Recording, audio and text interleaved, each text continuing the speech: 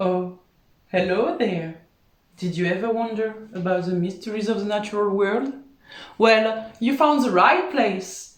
Welcome, bienvenue, welcome on Fuckfish Channel! Let's start a conversation.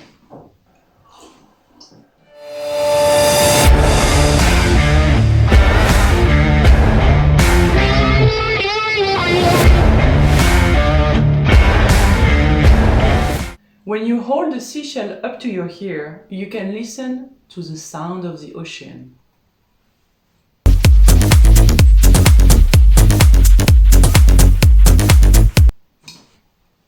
Well, that's not really the case. So what does the ocean sound like? This?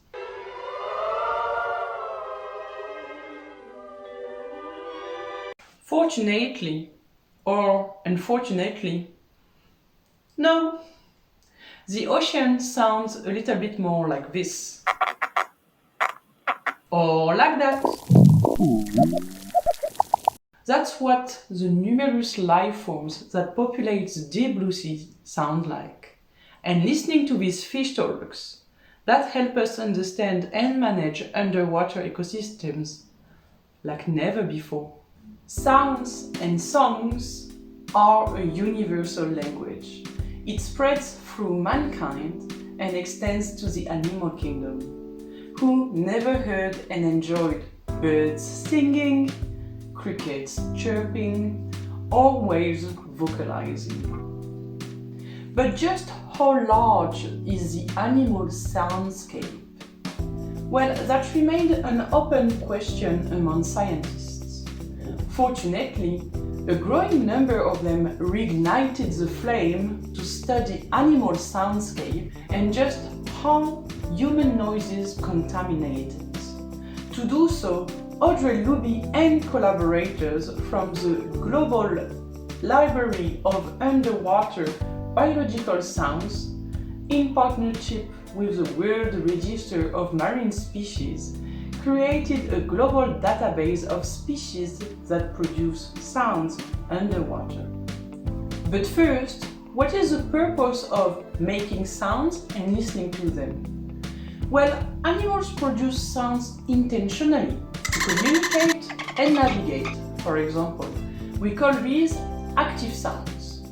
They also produce sounds incidentally through their general activities such as feeding or just moving. These are the passive sounds. Passive sounds are useful for the animal to get a feel for its environment, detect predators or prey, and compete with one another.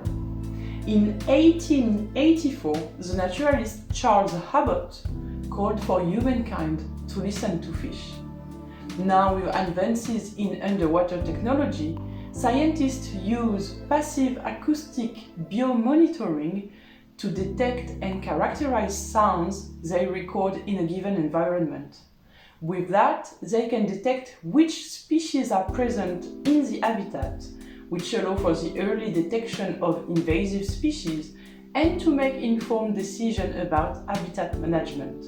It's also a great way of monitoring biodiversity without disturbing the environment. Underwater soundscape is full of mysteries. And the best example of it happened in Northern California in the United States. Do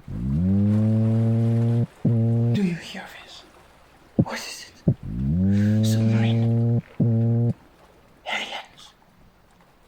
Since the 80s, houseboaters noticed an ominous hum at night, which could get so loud that it would wake people up. Was it a secret governmental submarine? An alien spaceship cruising underwater? Think again! This humming that could be as loud as an airplane engine was just the little song of the male singing toadfish.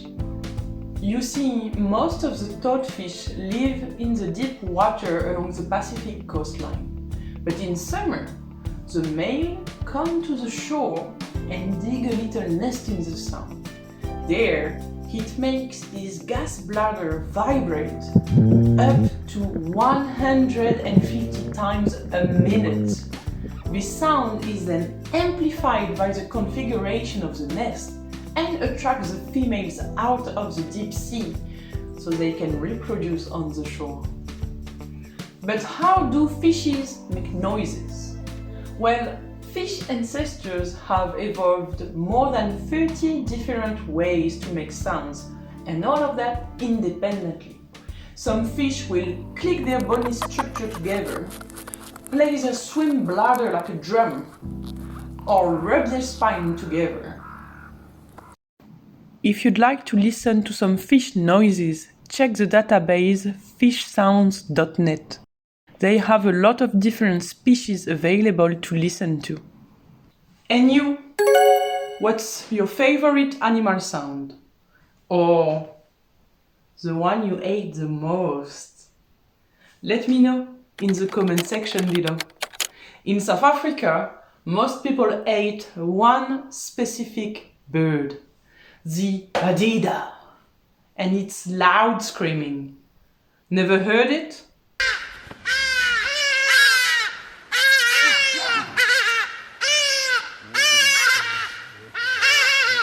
Compliments to the chief. In conclusion, passive acoustic monitoring is a great method to monitor underwater ecosystem in a non-invasive manner, similarly to environmental DNA. But it requires a great deal of expertise to know which species produce which sound and for what purpose. While most whales and dolphins are known to produce sounds, only 4% of the fishes of the planet have been surveyed for sound production, which leaves us with a lot of research still left to do. Moreover, human underwater noises disturb natural soundscape and the ecological processes it supports. Indeed, sounds from ships and underwater industry influence underwater species communication, navigation, detection, attraction, and defense mechanisms that rely on sounds. So, before species disappears or human noises drown their voices, the race is on to capture underwater soundscape, and many scientists are gunning for it. If you'd like to know more about this topic, check this great article in the Times Colonist. It is easy to read, although a little bit long, and tell a great scientific story. If you enjoyed this episode, please don't hesitate to like, subscribe, and share it. That's gonna help the channel grow. And now, between us, ciao, bye! Are you hungry for more? Check the links in the description below.